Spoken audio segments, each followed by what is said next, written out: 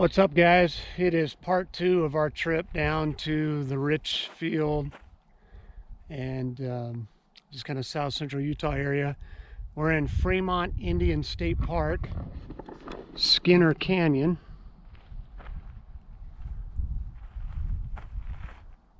Pretty cool views. We're not that far off the interstate. In fact, I'll turn this around. The interstate's just right over here.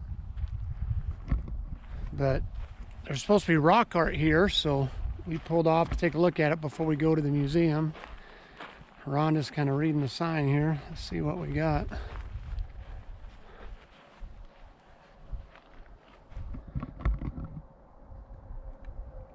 So this drought panel is what we are parked at right here.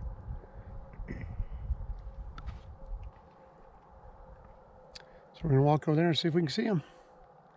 I wonder why they call this one Spider Woman Rock over there.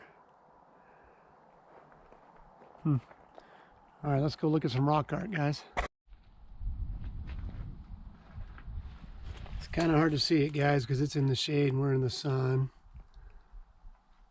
And I'll just confess, I don't know which of this is the original, native people rock art and which of this is kids adding to it over the years. You can tell definitely some people have goofed around up in here.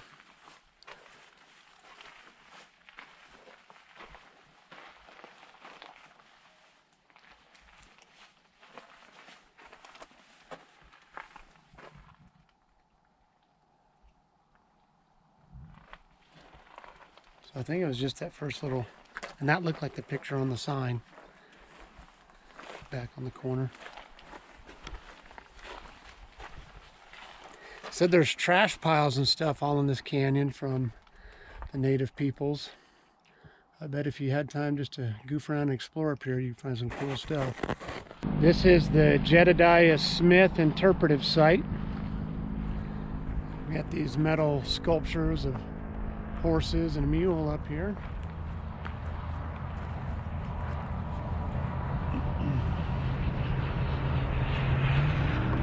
Jedediah Strong Smith, America's Mountain Man.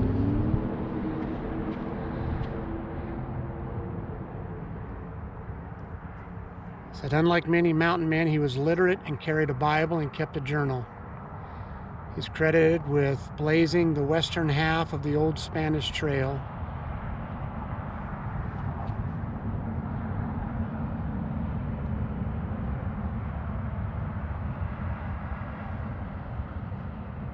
I've read some stories about Jedediah Smith up in our neck of the woods.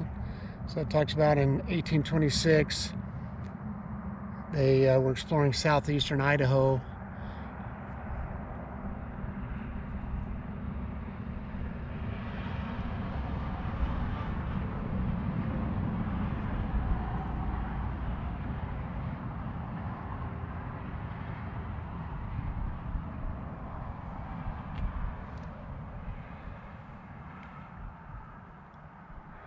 Cool stuff.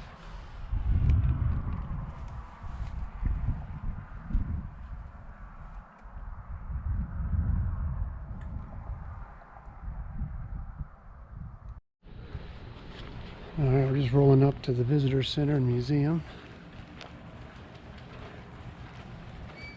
at Fremont Indian State Park.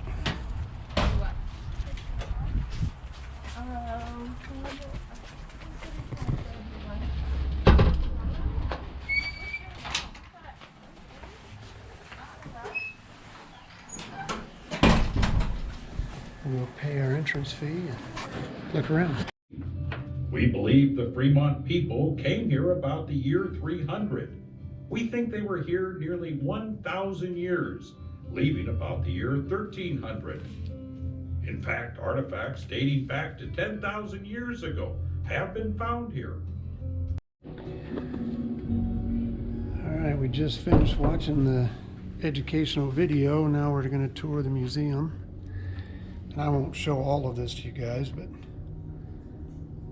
thought you might like to see a little bit of it.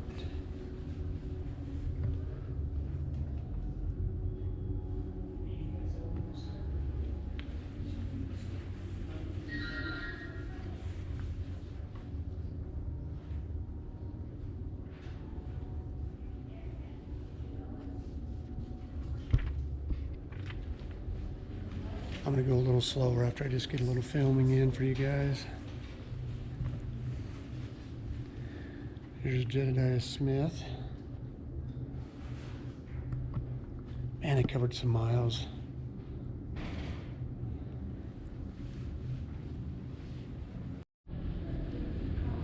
Here's a look at a pit house.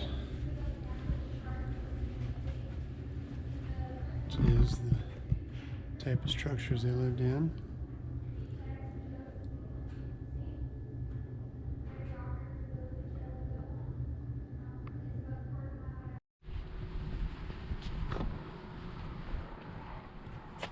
So we're getting ready to take one of the hikes here. I believe this one was called the Parade of Rock Art Trail. Is that right, Rhonda? Yeah, Parade of Rock Imagery Trail. So we're going to start here with this one. It's only about a quarter of a mile loop, so it's pretty short.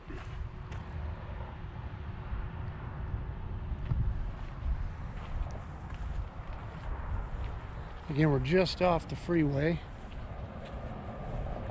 So that's Interstate 70 right there below us. They shared in that video how much of this site was excavated to make room for the freeway. And that's kind of how they found it.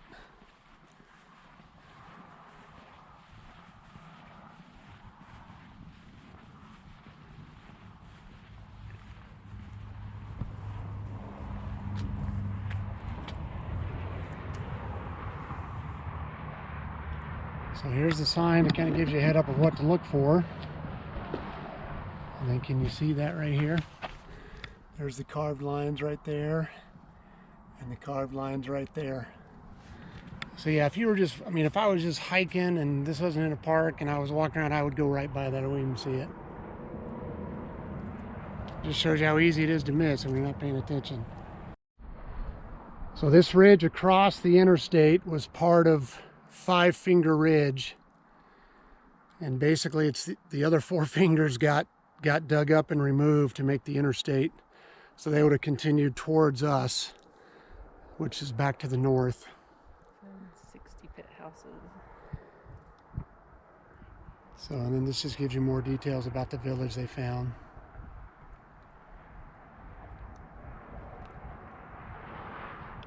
Pretty country. I'm looking at that ridge over there that angles back to the southeast, and man, I'm dying to shed hunt it. There's like 4 or 5 little saddles up in there with a lot of trees. They just look like bedding areas to me that make me want to go hike it. So guys, I know it's going to show up well on the GoPro, but here's a panel right here of petroglyphs. It's got multiple bighorn sheep on it. It's got some human figures on it. Don't know that you're going to be able to see it. But really, every single one of these faces has them. There's more bighorn sheep there, more human figures right there. And then kind of the snake-looking designs, the diagonal lines. And that redder rock.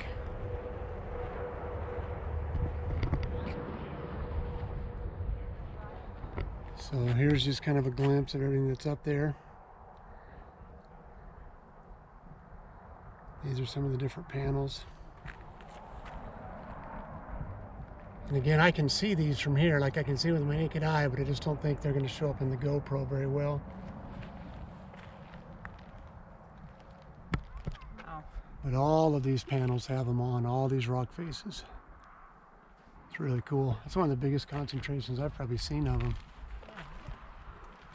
All right, so we are here again on this Parade of Rock Imagery. We're going to take this one-way trail. It says steep climb. I can see the rock staircase they built in the rock right there. That's kind of cool. We're going to go up. It's going to take us to the Court of Ceremonies. We're going to come back around to the parking lot. So it's only about a quarter of a mile also. So between the two, it'll be about a half a mile.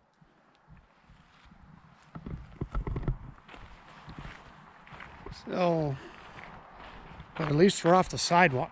Just doesn't even feel like hiking to me when you're on the sidewalk. There's a butterfly.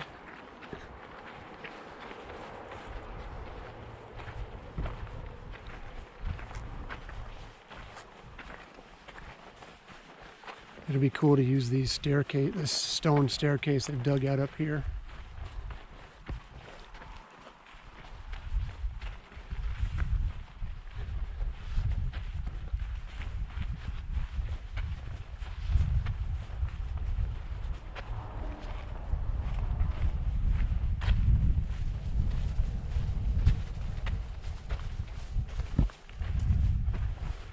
All right, here we go.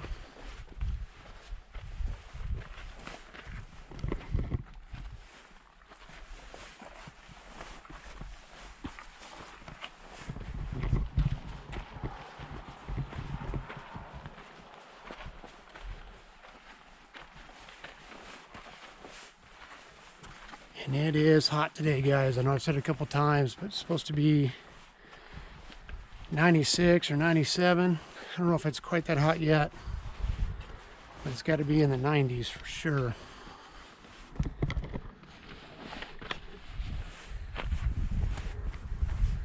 That was pretty cool though.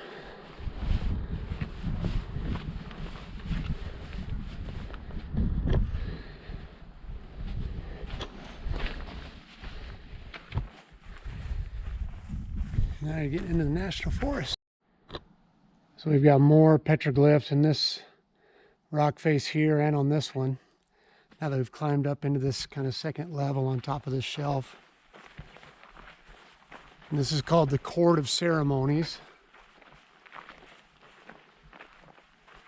There's another one there.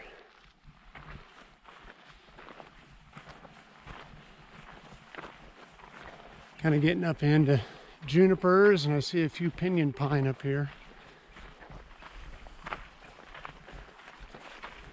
There's a pinyon pine tree right here.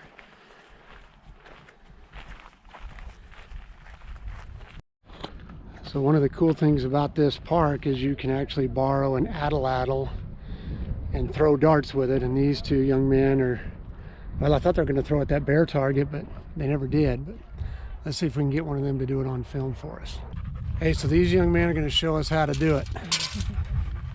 I was warned ahead of time not to expect too much.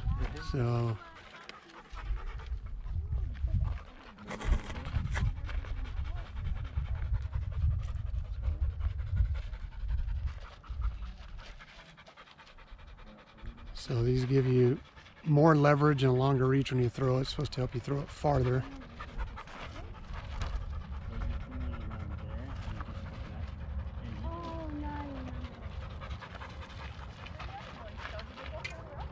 Pretty good, just about got there. Got a coyote target up there on the hill. I got that bear target up over there.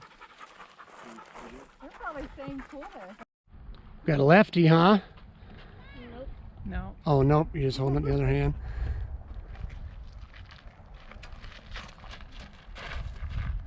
Yay, I did something. Nice. See, Dad's got it down. He's got the leverage part figured out. Hey, you guys, you want to take? Made it look easy. He's going to do it again. Watch this. Here we go. Boom. There you go. There you go. There you go. We're heading up to the sample pit house.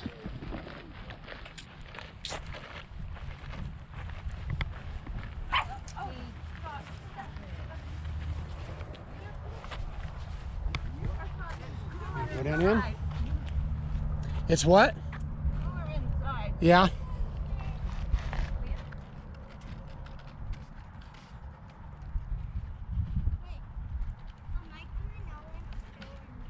No, they're throwing the thing, so when you guys can go join them anytime. We're just taking a little snack break.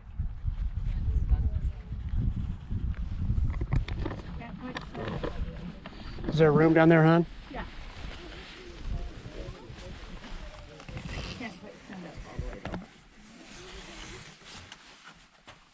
All right, so guys, we just climbed down into the sample pit house, and like Rhonda said, you can't stand up in it. It's crazy how just getting underneath the dirt though on the ground cooled off the temperature considerably.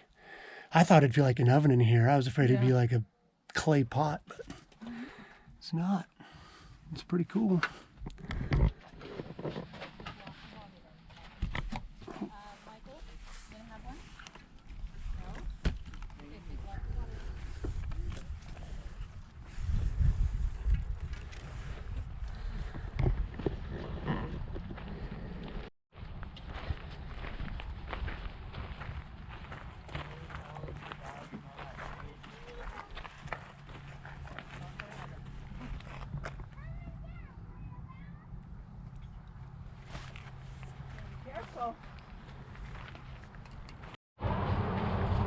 We are now on the sheep shelter trail.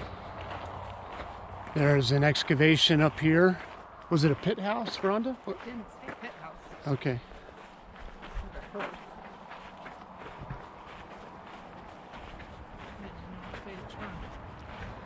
Well, the sign up here says blanket pictograph to the left and sheep shelter to the right.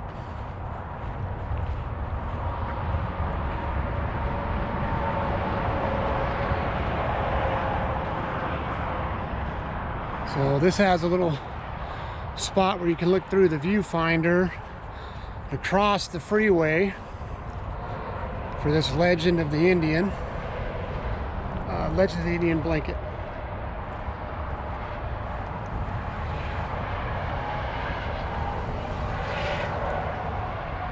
So it says the pictograph is 16 feet wide and 4 feet high. And we're going to see if we can see it through this little scope. I mean, it's not really a scope, it's just a pipe, but...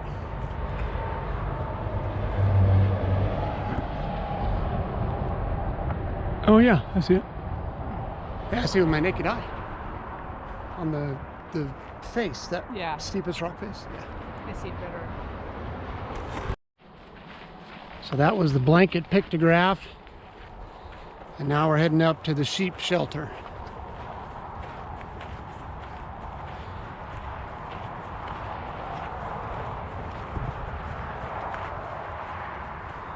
It looks like they don't want you going that way. They've got that kind of blocked off, so we'll obey the rules and not shortcut it.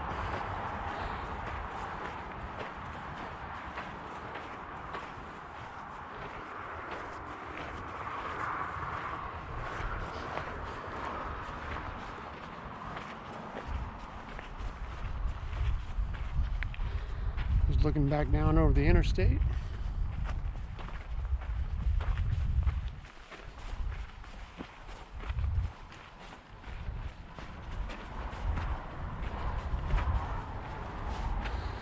Looks like they have bars over this one like they did over the Cave of 100 Hands. And there's a panel back behind us that you have to use this mirror to see. Oh yeah, that's cool. Bighorn sheep and a scorpion. I don't know if it'll show up in the GoPro. So I'm not going to touch anything. But it should be back up there.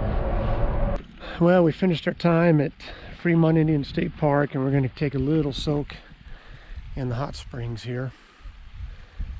And then after that, I think we're going to go catch a show.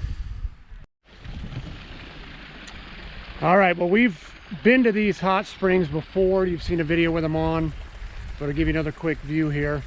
So we're outside the town of Monroe. I'll flip this around. So here's the lowest pot. Just sat in that a couple seconds ago. And here's pot number 2.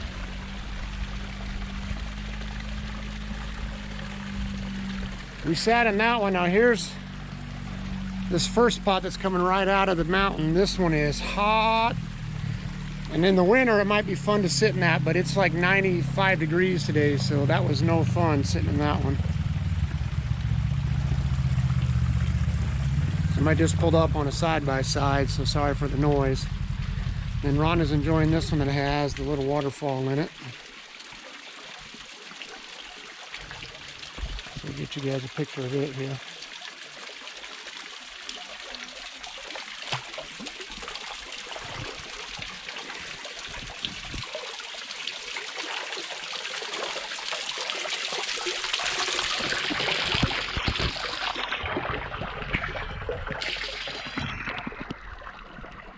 And then check that out where it's all just cascading over the rock down into this pool. That's really cool.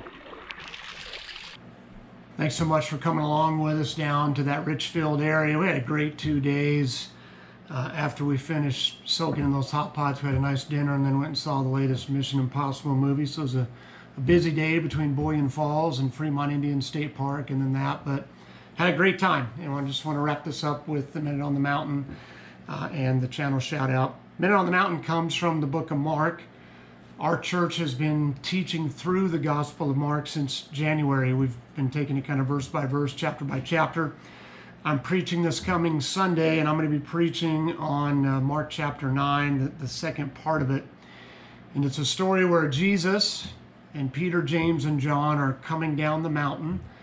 It's right after the transfiguration, right after Jesus has been glorified in front of those three disciples. When they come down the mountain, they find the other disciples embroiled in an argument with the religious leaders. And it stems from the fact that a man brought his son to be healed, and the disciples couldn't heal this boy from the demon that was possessing him. And this demon was basically causing epileptic type symptoms.